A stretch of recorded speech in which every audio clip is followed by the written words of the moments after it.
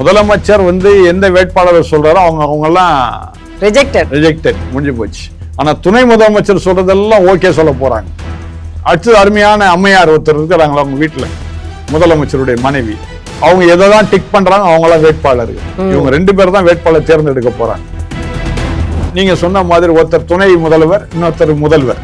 இப்ப இதுல இருந்து நமக்கு என்ன விளங்குதுன்னா, வீட்டுக்குள்ளேயே புரட்சி நடந்துட்டு இருக்குன்னு அர்த்தம். ஓ, இப்படி போகுது. ஆமாங்க, நீங்க சொன்ன விதத்திலே நான் சொல்றேங்க. ஒரு மந்திரி என்ன சொல்றாரு, முதலமைச்சர் என் கையில இருக்கிறாருன்றாரு. இன்னொரு மந்திரி என்ன சொல்றாரு, துணை முதலமைச்சர் என் கூட இருக்கிறாருன்றாரு. அப்போ இவங்க 2 பேருக்குள்ளேயே அங்க பிரச்சனை தானே அர்த்தம். அப்படின்னா துணைக்கும் முதலமைச்சருக்கும் பிரச்சனை தானே அர்த்தம். அப்படின்னா மேயர் பிரியா துணை முதலமைச்சருக்கு மாலை போட்டுட்டாங்க. ஓ, அந்த மாலை இருக்குதானா? ஆமாங்க, விளங்குதா? புரியுது. வேற எந்த மந்திரி எனக்கு வேண்டியது இல்ல, துணை முதலமைச்சரே என் கூட இருக்கிறார். ஏற்கனவே போட்டது 2 மாதங்களுக்கு முன்னாடி போட்ட மாலை இப்ப யூஸ் ஆகுது. எல்லாத்துக்கும் யூஸ் ஆகும். அதாவது நீங்க சும்மா ஒரு ஒரு ஒரு பொன்னாடிய கையில கொடுத்தாலும் சரி, கழுத்துல போட்டாலும் சரி. கண்டிப்பா. அன்னைக்கு நான் போட்டேனே, இதுக்குதான் நான் போட்டேன், மறந்துட்டீங்களா? அவங்க மேயர் இல்லையா, தெரியாத மேயர் அவங்களுக்கு. பக்கத்துல ஒரு அமைச்சர் ஒருத்தர் இருந்தார்ல, போடு கையெழுத்து சொல்லி இப்படிதான் நீ பேசணும் அப்படின்னு அந்த அம்மாட்ட எல்லாத்தையும் சொல்லி கொடுத்தது ஒரு அமைச்சர் தானே. மேயருக்கு ஒண்ணும் தெரியாது. மறுபடியும் அடுத்த ஒரு பொம்மை தான் அது. மத்திய அரசு கையில இடி இருக்கின்ற பட்சத்துல இவங்க ஏன் இன்னும் கொஞ்சம் வேகமா அந்த இடி செயல்பட மாட்டுறாங்க அப்படின்னு எனக்கும் விளங்க மாட்டுது. சும்மா இவங்களை எச்சரித்து கொண்டா இருந்தா சரிப்பட்டு வர, தூக்கி உள்ள போடுன்ற. சும்மா ஒண்ணு தூக்கி போடல, நீ கொள்ளை அடிச்சிருக்கிற, நீ நல்லவனா இருந்தா தூக்கி போட தவறு. ஆனா நல்லவங்களாம் தூக்கி உள்ள போடுறாங்க. அது நடுரோட்ல கட்டி புரண்டு சண்டை போட்டுருக்காங்க ஒன்றிய செயலாளர்கள். அதான், ஏன்னா அவர்ல மனிதர்கள் தானே, வேற எங்க போய் சண்டை போட முடியும்? நடுரோட்ல சண்டை போட்டா நல்லது. இதுதானே திராவிட முன்னேற்ற கழகம் பண்ணிட்டு இருக்குது. திராவிட முன்னேற்ற கழக ஆட்சியில நடுரோட்ல தான் எல்லாம் சண்டை போடுறாங்க.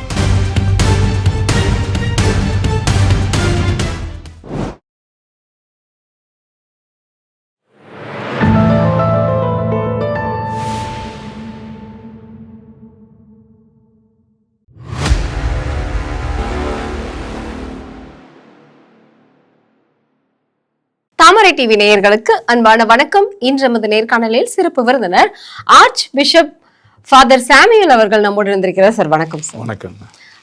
கிறிஸ்துமஸ் பண்டிகை ரொம்ப சிறப்பாக கொண்டாடி இருக்காங்க திமுக. கண்டிப்பா உங்களுக்கு தெரியும். சரி, இதுல முக்கியமா நம்ம பேசிக்கிட்டே இருக்கக்கூடிய ஒரு விஷயம், திரும்பவும் இடி கடிதம் அனுப்பியிருக்கு தமிழகத்திற்கும் தமிழக டிஜிபிக்கும்.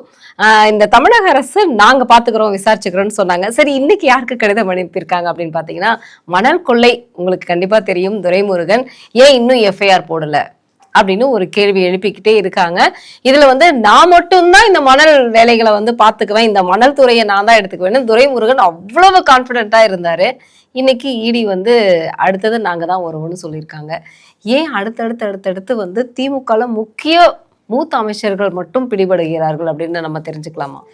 முக்கிய அமைச்சர்கள் அவங்க தானே, மூத்த அமைச்சர்களும் அவங்க தான். இப்போ முக்கியமான டிபார்ட்மெண்ட் துறைகள் ஆமா அப்படின்னு பார்த்தா மூத்த அமைச்சர்கள் சொல்லி கொடுத்துருக்குறாங்க. அது நல்லது. இப்போ நான் என்ன சொல்ல வரேன்னா, புதுசாக வர்றவங்களுக்கு தான் தேனுடைய ருசி என்னன்னு தெரியாது, அதனால நக்கி பார்க்கணும்னு ஆசைப்படுவாங்க. கண்டிப்பா இது இயல்பு. மனிதர்கள் தானே, அதனால அவர்கள் நான் தவறு சொல்ல மாட்டேன். ஆனால் பழம் பெரிச்சாளிகள் சொல்லணும். அடுத்த ஒரு இது சொல்லுவாங்க பழமொழி. பழம் பெரிச்சாளிக்கு என்னன்னா, எங்கெங்க என்னென்ன இருக்குன்னு கரெக்டா தெரியும். அதனால டக்குன்னு போய் அது என்ன பண்ணிடுது, தனக்கு வேண்டியது எல்லாத்தையும் எடுத்து தனியா ஓரம் கட்டிடுது. ஏன்னா உதயநிதி பதவி ஏற்கும் பொழுதே நான் இந்த துறையை உதயநிதி தரமாட்டேன்னு சொன்னவரு துரைமுருகன் அவர்கள். ஏன்னா இன்னைக்கு முக்கியமா அவருக்கு இடி ஏற்கனவே 2 தடவை அனுப்பிச்சிருக்காங்க, 2024லயும் அனுப்பிச்சிருக்காங்க, திரும்பவும் இப்பவும் ரிமைண்ட் பண்ணிருக்காங்க. ஆனா கடிதம் போடாததுக்கு கோர்ட்டே சொல்லியிருக்கு இடி விசாரிக்கலான்னு. இவங்க இப்போ வரைக்கும் கேள்வி எழுப்பிக்கிட்டு அப்படியே மழுப்பிக்கிட்டே இருக்காங்க. இப்போ இந்த திராவிட முன்னேற்ற கழக ஆட்சியில கோர்ட் அவமதிப்பு வழக்குன்னு போட ஆரம்பிச்சா பல கேஸுகளுக்கு போடலாம், பல கேஸ் போடலாம். நிறைய கோர்ட் அவமதிப்பு வழக்கு, எந்த கோர்ட்டுடைய ஆர்டர்ஸையும் இவங்க மதிக்கிறதே கிடையாது. முக்கியமா சொன்னா எஜுகேஷனல் சைடில் கண்டிப்பா பார்த்தீங்கன்னா, இந்த சிறுபான்மையர்னு சொல்றாங்க இல்லையா, அவங்க நடத்தக்கூடிய கல்லூரிகள் பள்ளிகள் உடைய ஆசிரியர்களுக்கு இப்போ வரைக்கும் சேலரி அரியர்ஸ் இன்னும் வரல. கோர்ட்ல ஆர்டர் வாங்கி வச்சிருக்கிறாங்க கடந்த 3 வருஷத்துக்கு முன்பதாகவே. இன்னைக்கு வரைக்கும் அந்த கோர்ட்டுடைய ஆர்டரை மதிக்கவே மாட்டாங்க. எஜுகேஷனல் சைட்ல இருக்கிறவங்க கேட்டா உங்களால முடிஞ்சதை பார்த்துக்கிடுங்க அப்படின்றாங்க. அப்போ எந்த தைரியத்துல இந்த எஜுகேஷன் ஆபீசர்ஸ் இப்படி சொல்றாங்க அப்படின்னு தெரியல ஒரு பக்கம். இப்போ இதெல்லாம் யார் பாதிக்கப்படுறா அப்படின்னா சிறுபான்மையினுடைய கல்லூரிகள், சிறுபான்மையுடைய பள்ளிகள் வேலை செய்யும் ஆசிரியர்கள், அவங்க தான் பாதிக்கப்படுறாங்க. ஆக இந்த ஈடின்றது இவங்களுக்கு வந்து சாதாரணமாக தெரிகின்றது. என்னுடைய ஒரே ஒரு வருத்தம் என்னன்னா, மத்திய அரசு கையில தான் ஈடி இருக்கின்றது. அப்போ மத்திய அரசு கையில ஈடி இருக்கின்ற பட்சத்துல இவங்க ஏன் இன்னும் கொஞ்சம் வேகமா அந்த ஈடி செயல்பட மாட்டுறாங்க அப்படின்னு எனக்கும் விளங்க மாட்டுது. சும்மா இவங்களை வந்து எச்சரித்து கொண்டா இருந்தா சரிப்பட்டு வர, தூக்கி உள்ள போடுன்றேன். சும்மா ஒன்று தூக்கி போடல, நீ கொள்ளை அடிச்சிருக்கிற, நீ நல்லவனா இருந்தா தூக்கி போட தவறு. ஆனா நல்லவன்லாம் தூக்கி உள்ள போடுறாங்க. அதுதான் போலீஸ் கரெக்டா செய்துட்டு இருக்குது. ஆனா தமிழக அரசு தமிழகத்தில் நடந்த பிரச்சனைகளை, நடக்கக்கூடிய விஷயங்கள் எல்லாமே தமிழக அரசு காவல்துறை பார்த்துக்கும், ஈடி வந்து தலையிடக்கூடாதுன்னு சொன்னாங்க. ஆனா ஈடி தலையிடலாம்னு கோர்ட்டும் உத்தரவு கொடுத்திருக்கு. அதற்கப்புறமும் ஏன் வந்து ஈடி வந்து சொல்றாங்க? இப்போ தமிழக காவல்துறை யாரு கீழே இருக்கு? தமிழக அரசு கீழே இருக்குது, முதலமைச்சர் கீழே இருக்குது, முதலமைச்சருடைய துறையாக இருக்கின்றது. ஆக ஒருவேளை உண்மையாகவே திரு ஸ்டாலின் அவர்கள் தான் முதலமைச்சராக செயல்பட்டால் நிச்சயமாக அவர் என்ன சொல்லியிருப்பாரு, காவல்துறையை நீங்க தயவு செய்து ஆக்ஷன் எடுங்கன்னு சொல்லியிருப்பாரு. ஆனா காவல்துறை, அதாவது முதலமைச்சருடைய துறைகள் எல்லாம் முதலமைச்சர் பார்ப்பதே கிடையாது, கையெழுத்து மட்டும் தான் அவருது. இன்னும் எனக்கு தெரிஞ்ச சில ஆர்டர்ஸ் ரெடியா இருக்குது, கையெழுத்து ஆகாம இருக்குது. சில காரியங்கள், சில அப்பாயின்மெண்ட்ஸ், ஏன்னா எனக்கு தெரியும் அது, அதனால நான் சொல்றேன். நான் சில ஆர்டர்கள் கையெழுத்தாகாமையே இருக்குது, முதலமைச்சர் டேபிள்ல இருக்குது, ரெடியா இருக்குது, இப்ப கையெழுத்து போட்டாதான் முடியும். ஆக சிலர்லாம் என்கிட்ட சொல்றாங்க, என்னங்க இந்த மாதிரி இருக்குது, நான் கேள்விப்பட்டு முதலமைச்சர் கையெழுத்து போடல அப்படின்னு நான் சொல்றேன். அப்போ எங்க ஆட்சியே போதே, அப்போ எப்போதான் எங்களுக்கு வேலை கிடைக்குமா கிடைக்காதா என்கின்ற நிலையில இருக்கின்றார்கள். ஆக முதலமைச்சர் கையில ஒண்ணுமே இல்லை. ஆனா அவரை சுத்தி இருக்கிற மக்கள், அதாவது விசேஷமாக அவருடைய குடும்ப நண்பர்கள், இவங்களுடைய ஆட்சியில தான் இப்போ ஓடிட்டு இருக்கு. காவல்துறை அவங்க கையில தான் இருக்குது. அதனால இவர்கள் என்ன பண்றாங்க, காவல்துறையை கட்டுப்படுத்துறாங்க. காவல்துறையில் இருக்கின்ற அதிகாரிகள் நல்லவர்கள், அவர்கள் செயல்பட வேண்டும் தான் விரும்புகின்றார்கள். ஆனால் அவருடைய கைகள் கட்டப்பட்டிருது காரணம் இந்த குடும்ப ஆட்சியினால், வேற ஒண்ணுமே இல்லை கதை. ஆனா நமக்கு வந்து இதுல 4700 கோடி வந்து ஊழல் நடந்திருப்பதாக, மெகா ஊழல் அப்படின்னு ஈடியே அதிர்ச்சியான ஒரு விஷயம் இந்த மணல் கொள்ளையில. அடுத்தது வந்து கைது நடவடிக்கைகளுக்கான இப்ப வேலைகள் நடந்துட்டு இருப்பதாக சொல்லப்படுது. ஏன்னா துரைமுருகனுக்கு 80 வயதிற்கு மேலாகிவிட்டது. இதில் வந்து கைது செய்து அடுத்த நடவடிக்கைகளை வந்து உயர் நீதிமன்ற அனுமதியோட வரும் அப்படின்னு ஒரு தகவல் இருக்கு. அப்பனா கைது நடவடிக்கைகள் வந்து நடக்கும் அப்படின்னு நினைக்கிறீங்க? நிச்சயமா நிச்சயமா கைது பண்ணுவாங்க. எப்படி கைது பண்ணாம இருப்பாங்க?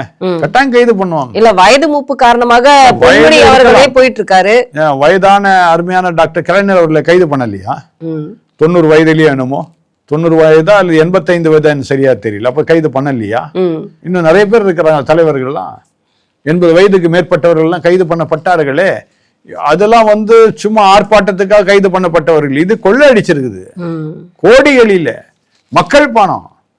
இது நல்ல தெரிந்த வெளிச்சமான ஒரு காரியம் இது. ஆக இதுல வந்து கைது பண்ணல என்ன அர்த்தம்? ஒரு வேலை இவங்க தப்பிக்கிறதா இவங்க நினைக்கலாம். ஆனால் இப்போ இவங்க ஆட்சி மாறப்போகுது, அடுத்த ஆட்சி வரும்போது நிச்சயமா இவங்க எல்லாம் உள்ளுக்குள்ள போறாங்க. கண்டிப்பா இருக்கிற வரைக்கும் தான் இவங்க ஆட்சி இருக்கிற வரைக்கும் காவல்துறையை இவங்க என்ன பண்ணலாம், இவங்க வந்து மடக்கி ஏதாவது பண்ணிட்டு இருக்கலாம். இவங்க ஆட்சி போகதான் போகுது. அதிமுக எதிர்கட்சி தலைவர் சொல்லியிருக்காரு, எங்க ஆட்சியில கண்டிப்பா ஈடி கொடுத்த அனைத்துக்குமே வந்து எஃப்ஐஆர் போடப்பட்டு நடவடிக்கைகள் எடுக்கப்படும். நிச்சயமா இதான் நடக்க போகுது. இவங்க எதிர்கட்சியினரை கூட வரப்போறது கிடையாது திராவிட முன்னேற்ற கழகம். நிச்சயமா அதான் இப்போ நிலைமை தான், அப்படிதான் இருக்குது. நீங்க தேர்தல் காலத்துல நீங்க பாப்பீங்க, இன்னும் கொஞ்சம் நாட்கள்ல பாப்பீங்க, இவங்க எல்லாரும் உள்ள போவாங்க, நீங்க வேணா பாப்பீங்க. சரி, இது ஒரு பக்கம் இருந்தாலும் செம்மண்ணை எங்கேயுமே பார்க்க முடியலையே, செங்கல் சூழல தான் கொஞ்சம் கொஞ்சமா பார்க்க முடியுது அப்படிங்கிற மாதிரியான ஒரு நிலைமை இப்ப நடந்துட்டு இருக்கு.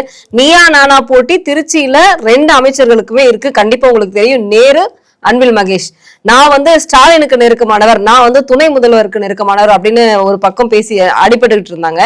இப்போ இந்த செம்மண் கடத்தல்ல வந்து நேருவுக்கு நெருக்கமான ஒன்றிய செயலாளருக்கும் அன்பில் மகேஷுக்கு நெருக்கமான ஒன்றிய செயலாளர் ராமசாமிக்கும் ஆரோக்கியசாமிக்கும் நடுரோட்லயே கட்டி புரண்டு சண்டை போட்ட சம்பவம் வந்து இன்னைக்கு வந்து பெரிய சர்ச்சையை ஏற்படுத்தி இருக்கு. இதுல 2 அமைச்சர்கள் நீ அடிச்சு என்ன வேணாலும் பண்ண நான் பாத்துக்கிறேன் அப்படின்னு 2 அமைச்சர்களுமே தூண்டி விட்டுக்கிட்டு இருக்கிறதாக ஒரு தகவல் இருக்கு. இதுல மாநகராட்சியும் தாண்டி இங்க செம்மண் கடத்தலுக்கு வந்துட்டாரு நேரு அப்படிங்கிற ஒரு தகவலும் இருக்கு. இதை நீங்க எப்படி பாக்குறீங்க? 2 சாமிகளும் கூட இருக்கிறாங்கல்ல, அதனால 2 சாமிகளும் இவங்களை காப்பாத்த அவங்க நினைக்கிறாங்க இந்த மந்திரிகள். சரியா? ஆனா எப்பவுமே அதான் நான் சொல்லுவேன், ஒரு தலைவர் ஆவது ஒரு பெரிய விஷயம் இல்லை, அது ஒரு மந்திரி ஆவது பெரிய விஷயம் இல்லை. நம்ம சுற்றி இருக்கிற மக்கள், நம்மோடு கூட இருக்கிறவர்கள் சரியாக இருக்கின்றால ஜாக்கிரதையா பார்க்கணும். இப்போ இவரே இதை தூண்டி விடுறாரு, ஆகிறது ஆட்டம் பார்த்துக்கலாம் அப்படின்னா என்ன அர்த்தம்?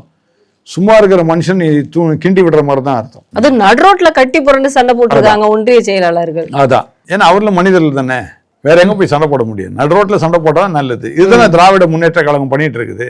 திராவிட முன்னேற்ற கழக ஆட்சியில நடுரோட்ல தான் எல்லாம் சண்டை போடுறாங்க. டிஜிபி ஆபீஸ் முன்னாடி சண்டை போடுறாங்க, என்ன உயர் நீதிமன்றம் நடுரோட்ல சண்டை போடுறாங்க. எல்லாமே நடுரோட்ல நடக்கக்கூடியதுதான் திராவிட முன்னேற்ற கழகத்துல. எதுக்குமே பயப்பட மாட்டாங்க, ஏன்னா காவல்துறை அவர் கையில இருக்குது. அடுத்தது இந்த 2 அமைச்சர்களுமே நீங்க சொன்ன மாதிரி ஒருத்தர் துணை முதல்வர், இன்னொருத்தர் முதல்வர். இப்ப இதுல இருந்து நமக்கு என்ன விளங்குதுன்னா, வீட்டுக்குள்ளேயே புரட்சி நடந்துட்டு இருக்குன்னு அர்த்தம். ஓ, இப்படி போகுது. ஆமாங்க, நீங்க சொன்ன விதத்திலே நான் சொல்றேங்க. ஒரு மந்திரி என்ன சொல்றாரு, முதலமைச்சர் என் கையில இருக்கிறாருன்றாரு. இன்னொரு மந்திரி என்ன சொல்றாரு, துணை முதலமைச்சர் என் கூட இருக்கிறாருன்றாரு. அப்போ இவங்க 2 பேருக்குள்ளேயே அங்க பிரச்சனை தானே அர்த்தம். அப்படின்னா துணைக்கும் முதலமைச்சருக்கும் பிரச்சனை தானே அர்த்தம். அப்படின்னா தேர்தல் வர்றதுல இப்ப திமுக வேட்பாளர்களை அறிவிக்க போறாங்க. அதுல தமிழக முதல்வர் வேட்பாளராக வந்து ஸ்டாலின் நிக்க வைக்கப்பட மாட்டார் அப்படிங்கிற ஒரு தகவலும் இருக்கு இல்லையா? நிச்சயமா. அப்படின்னா ஸ்டாலினுக்கு வந்து முதல்வர் வேட்பாளர் பதவியே கிடையாது. ஸ்டாலினுக்கு மட்டும் இல்லைங்க, ஸ்டாலின் சொல்ற ஆட்களுக்கே வேட்பாளர்கள் கிடையாது. அப்படியா? நிச்சயமா கிடையாது. அப்படின்னா திருவண்ணாமலை சம்பவம் இந்த இடத்துல வந்து எதிரொலிக்குதுன்னு பார்க்கலாம். ஆமாங்க, நீங்க வேணா பாருங்க நடக்க போறது என்னன்னு.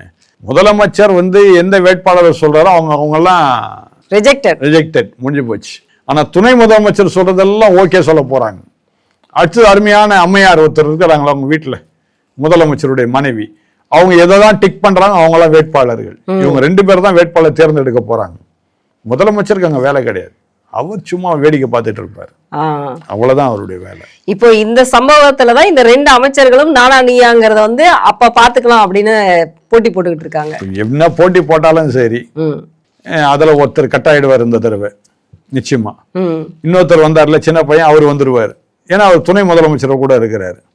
அந்த மூத்தவர் ஒருத்தர் இருக்கிறாருல, அவருக்கு இன்னும் இதோட முடிஞ்சு போச்சு, அவருக்கு கட்டம் கட்டிடுவாங்க. அதுக்குதான் ஒரு வார்த்தை அருமையான துணை முதலமைச்சர் என்ன சொல்றாரு, இளைஞர்களுக்கு தான் இந்த தடவை வாய்ப்புகள் கொடுக்கப்படும் சொல்றாரு.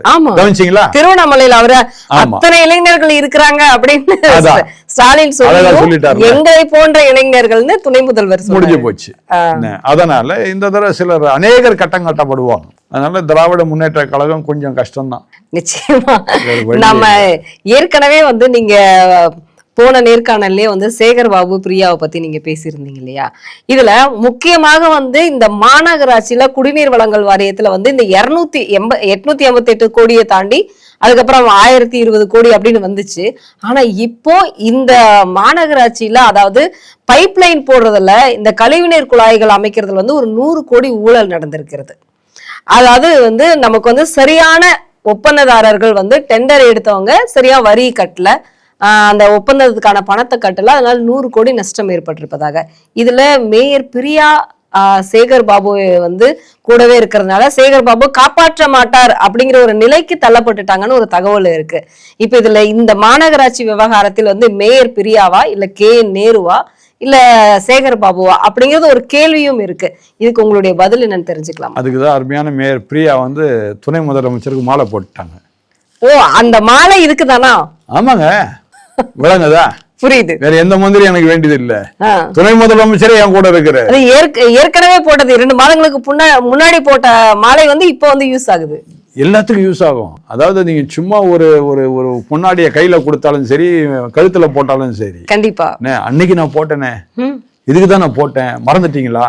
இல்ல அப்பவே ஒரு உங்களை நான் மரியாதை கொடுத்தேன். அன்னைக்கே வந்து ஒரு செய்தி பரவிட்டு இருந்தது, சேகர் பாபுவுக்கும் பிரியாவுக்கும் இடையில் வந்து தகராறு இருக்கிறது அப்படின்னு. சேகர் பாபு பிரியாவை வார்ன் பண்ணாங்க, என்ன தாண்டி ஏன் துணை முதல்வரை போய் பார்த்த, நான் முதல்வருக்கே உன்னை ரெக்கமெண்ட் பண்ணியிருக்கேன்ல அப்படின்னு சொல்லி ஒரு வாக்குவாதம் நடந்ததாக ஒரு தகவல் இருந்தது. ஆனா நான் பாத்துக்கிறேன் அப்படின்னு உதயநிதி சேகர் பாபுவை மிரட்டியதாக ஒரு தகவல் இருக்கு. இப்ப இந்த மாலை இதுக்கு தானோ? நிச்சயமா அதுதான், வேற ஒண்ணும் இல்லை. இப்போ சேகர் பாபு போல ஒன்னு நடக்க போறதுன்னு தெரிஞ்சு போச்சு மேயருக்கு. நம்ம துணை முதலமைச்சர் பக்கத்துல போய் நின்னுக்குவோம் இப்போ அப்படின்னு சொல்லி இப்ப இந்த பக்கம் வந்துட்டாங்க, அவ்வளவுதான். வேற என்ன பண்றது? ஏன்னா பாவம் மேயர் பிரியாவை நான் ஒன்னும் குறை சொல்ல மாட்டேன். ஏன் அப்படி சொல்றீங்க? அவங்க மேயர் இல்லையா? தெரியாத மேயர் அவங்களுக்கு. பக்கத்துல ஒரு அமைச்சர் ஒருத்தர் இருந்தார்ல, போடு கையெழுத்த சொல்லி இப்படிதான் நீ பேசணும் அப்படின்னு அந்த அம்மாட்ட எல்லாத்தையும் சொல்லி கொடுத்தது ஒரு அமைச்சர் தானே. மேயருக்கு ஒன்னும் தெரியாது, மறுபடியும் அடுத்த ஒரு பொம்மை தான் அது. மேயருக்கு ஒண்ணும் தெரியாதுன்னா மதுரை திமுக மேயர் ஜெயராணி அவர்கள் 200 கோடி அடிச்சு, அந்த மேயர் வேற, சென்னை மேயர் வேற. அப்படியே இந்த மேயருக்கு வந்து சென்னை மேயருக்கு ஒண்ணும் தெரியாது நான் சொல்ல வரேன். அவங்களும் பொம்மை தானா? சென்னை மேயருக்கு ஒண்ணுமே தெரியாது. அந்த கூட ஒரு அமைச்சர் இருந்தார் இல்லையா, அறநிலையத்துறை அமைச்சர்னு ஒருத்தர் இருந்தாரு, அவருக்கும் இந்த துறைக்கும் சம்பந்தம் இல்லாதது, மாநகராட்சிக்கும் சம்பந்தம் இல்லாத துறைகள். அவருடைய வேலையை பார்த்திருக்கணும். ஆனா நீங்க எல்லா நிலையிலும் பார்த்தா இவர் தான் பக்கத்துல எல்லாம் சொல்லி கொடுப்பாரு, இப்படி பேசணும், இப்படி சொல்லு, அப்படி சொல்லுன்னு. பார்த்தாங்க இந்த அம்மா, என்ன இந்த முறை உனக்கு சீட்டு கொடுக்கறதே கஷ்டம் சேகர் பாபு. அதனால இப்ப உன்னுடைய உதவியை நான் நாடினு தான் எனக்கு ஒண்ணு இல்லாத போயிடும். அதனால துணை முதலமைச்சர் பக்கம் போறேன்ட்டு அவங்க அந்த பக்கம் போயிட்டாங்க. இதுதான் நடக்குது. உள்கட்சி குழப்பங்கள் பல நடந்துட்டு இருக்குது. அதனால உட்கட்சியில நிறைய இது இருக்கு. அதனால இப்ப நிறைய பேர் திமுக இருந்து தாவேக்காக்கு தாவி கொண்டு இருக்கிறாங்க. சில காரியங்கள் நடந்துட்டு இருக்குது, அது காரியங்கள் நடந்து கொண்டே இருக்கின்றது. அதனால பல காரியங்கள் திமுக இப்போ நடக்க ஆரம்பிச்சிருச்சு. நம்ம எல்லாருக்குமே இந்த கிறிஸ்துமஸ் விழாவில் வந்து முதல்வர் சொன்னது கட்டடத்துறைக்கு மட்டும் இல்ல, மக்களுக்கும் ஒரு பெரிய அதிர்ச்சியை ஏற்படுத்தியிருக்கு. சிறுபான்மையினர் கட்டும் கட்டிடங்களுக்கு NOC விலக்கு வந்து கொடுத்திருக்கு தமிழக அரசு. இதுல முக்கியமாக ஸ்டாலின் யோசிச்சுதான் இதை செய்யறாரா அப்படின்னு. ஏன்னா குரோம்பேட்டையில தேவாலயம் கட்டினதே வந்து இடையூறாக இருக்குது, மக்களுக்கு வந்து இடையூறாக இருக்குதுன்னு சொல்லிட்டு கோர்ட்டு அதை இடிக்க சொல்லியிருந்தாங்க. அதுக்கு அதை செய்யாததுனால அவமதிப்பு வழக்கும் வந்து இப்போ வரைக்குமே வந்து இருக்கு. ஆனாலும் திரும்பவும் இந்த மாதிரியான ஒரு சிறுபான்மையினருக்காக ஆதரவாக செயல்படுறேன்னு இப்படி ஒரு திட்டத்தை தமிழக அரசு MK ஸ்டாலின் அறிவிச்சிருக்காரு. என்ன காரணம்? இதை நீங்க எப்படி பாக்குறீங்க? இப்போ ஒரு சேலஞ்ச் முதலமைச்சருக்கு நான் கொடுக்குறேன். ஜனவரி 7ஆம் தேதி அந்த குரோம்பேட்டில் உள்ள திருச்சபையை இடிக்க போறாங்க. அப்படியா? சரியா? காரணம் என்ன? அப்ரூவல் இல்லை, முதல் காரியம். அடுத்தது அந்த இடம் இன்னொருத்தருடைய இடம், அபகரிக்கப்பட்ட இடம். ஆமா. பட் முதல் கேஸ் என்னன்னா, அப்ரூவல் வாங்காம அந்த சர்ச்சை கட்டணனால தான் இடிக்கிறோம். அதான் மெயின் பிரச்சனை. நிச்சயமா. இப்ப இவர் என்ன சொல்லிட்டாரு, கிறிஸ்துமஸ் விழால நீங்க NOC வாங்க வேண்டியது இல்ல, நீங்க அப்ரூவலே வாங்க வேண்டியது இல்ல அப்படின்னு சொல்லிட்டார். ஆனால் அரசாங்க சட்டம் எதுவும் கொண்டு வரல, சட்டமாக அதை கொண்டு வரவில்லை. அதனால இவரால் அதை காப்பாற்ற முடியுமா? ஜனவரி 7 அன்னைக்கு இதை காப்பாற்ற முடியுமா என்னுடைய கேள்வி. சரியா? இவர் மேடையில் 1000 பேசலாம், அது நான் நினைக்கிறேன் அது வாசித்தாரா பேசினாரான்னு தெரியல. ஏன்னா வாசித்திருந்தா அவர் சொல்லியிருக்க மாட்டார். அவரை அறியாம பேசுறதுனால வந்த வினைதான் இது. சரியா? இது எப்படி இவரால சொல்ல முடியும்? அப்ரூவல் வாங்க கூடாதுன்னா என்ன அர்த்தம்? இல்ல இவங்க மட்டும் அப்ரூவல் வாங்க தேவையில்லை அப்படின்னு சொல்லி எப்படி சொல்ல முடியும் நான் கேட்கிறேன். எங்க கல்லறை தோட்டத்துக்கு அப்ரூவல் இல்லைங்க சென்னை சிட்டி உள்ள. சென்னை சிட்டி உள்ள இப்ப நான் ஒரு இடம் வாங்குறேன், அதை கல்லறை தோட்டமாக நான் மாத்துறேன்னா, அது சிறுபான்மையினருக்காக நான் மாத்துறேன்னா அவரால் அப்ரூவல் கொடுக்க முடியுமான்னு கேளு. அப்ரூவல் இல்லாம நான் வந்து அங்க போய் ஒரு சவத்தை நான் அடக்கம் பண்ண முடியுமா அப்படின்னு சொல்லுங்க பார்ப்போம். திருச்சபையில உடைய இதை கேட்கறேன் நான் வெளியே என்னுடைய சொந்த இதுக்காக நான் கேட்கல. திருச்சபை சிறுபான்மையினருக்காக உள்ள கல்லறைக்கு இவரால் பர்மிஷன் கொடுக்க முடியுமா? இப்போ சென்னை மாநகராட்சி ஒரு இது சட்டம் போட்டிருக்குது, மாநகராட்சி எல்லைக்குட்பட்டு உள்ள நீங்க வந்து புதுசாக கல்லறை தோட்டம் நிர்மாணம் பண்ணக்கூடாதுன்னு சொல்லி இருக்குது. ஒரு கல்லறை தோட்டக்கே இந்த நிலைமைன்னா அது எப்படி ஆலயத்துக்கு வந்து நீ கட்டுமானம் பண்றதுக்கு நீ அப்ரூவல் வாங்க வேண்டாம், என்ஓசி தேவையில்லை அப்படின்னா, இப்ப நான் ஒண்ணு சொல்றேன், என் சர்ச்சை ஒண்ணு கோயில்பட்டியில இருக்குது. அதாவது என் சர்ச்சை என் சொந்த சர்ச்சை இல்லை, ஆங்கிலிக்கன் தெரிந்த திருச்சபையுடைய சர்ச் கோயில்பட்டியில கடந்த ஏறக்குறைய 5 வருஷமாக கலெக்டருடைய பர்மிஷன் இல்லாம நாங்க கட்ட முடியாம நாங்க தவிச்சிட்டு இருக்கிறோம். இது வரைக்கும் 3 கலெக்டர் மாறிட்டாரு. இப்ப இவர் சொல்ற கூற்றுப்படி நான் பாட்டு கட்டடத்தை ஆரம்பிக்க முடியுமா? ஆரம்பிச்சா சும்மா இருப்பாங்களா? விளங்குதா? இவரு ஏதோ ஒரு வளர்றாருன்னு சொல்லிட்டு எங்க ஆட்களும் தெரியாம திருச்சபையை கட்டினாங்கன்னா கட்டுறவங்களுக்கு தான் ஆபத்து. அவர் ஏதோ சொல்ற போற போக்கில் ஏதோ சொல்லிட்டு போயிட்டாரு, அவ்வளவுதான். ஆனால் இதை நம்பி யாராவது திருச்சபையை கட்டினால் அப்போதான் பிரச்சனை. அதுக்கு என்ன சொல்வாரு, நான் இந்தந்த கண்டிஷன் போட்டேன், அதை சொல்ல மறந்துட்டாங்க.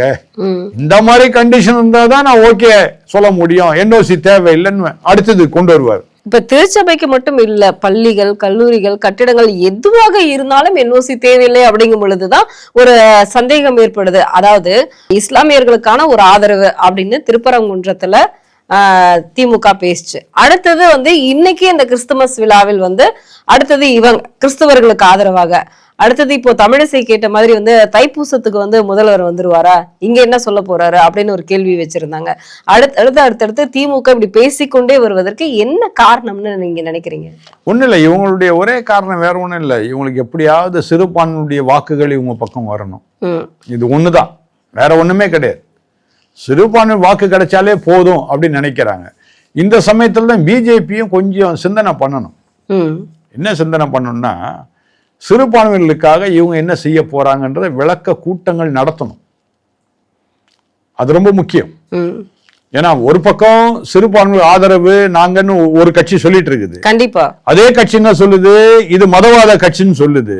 அப்ப நீங்க மதவாத கட்சி இல்ல, சிறுபான்மையில் நாங்க இதெல்லாம் செய்வோம் அப்படின்னு சொல்லி நீங்கள் பல கூட்டங்களை நடத்தணும். பிஜேபி தொண்டர்கள், மாவட்ட தலைவர்கள், நகராட்சி தலைவர்கள் மாதிரி அற்புத பெருவிழா நடத்தணுங்கிறீங்களா? நிச்சயமா நடத்திதான் ஆகணும். ஏன்னா மக்கள் அதுதானே நம்புறாங்க. நீங்க அமைதியா இருந்தா நம்ப மாட்டாங்க. மக்களுக்கு வேண்டியது இந்த மாதிரி நாங்க செய்யறோம்னு சொல்லிட்டு நீங்க மக்கள் மேடையில நீங்க போய் வைக்கணும். நீங்க வைக்காம தேர்தல் நிக்கணும்னு நினைச்சா முடியாது. நிச்சயமா.